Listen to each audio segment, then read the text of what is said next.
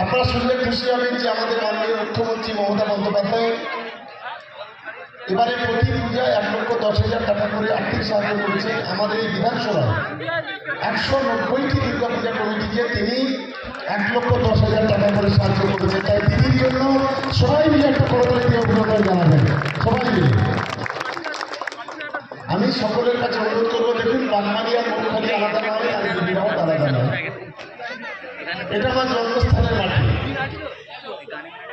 এই মাটিটা অত্যন্ত পবিত্র মাটি। এই ক্যানিং পূর্ব বিধানসভা, সে বাগমারি হতে পারে, মৌখালি হতে পারে, খাগড়া হতে পারে, সে বকুলতলা হতে পারে।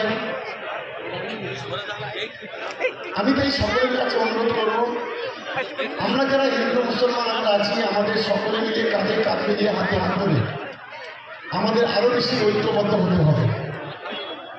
একদল ধর্মের কারণে দিচ্ছে, হিন্দু হতে পারে, মুসলমান হতে পারে, তারা আজকে সমাজটাকে ধ্বংস করে দিচ্ছে।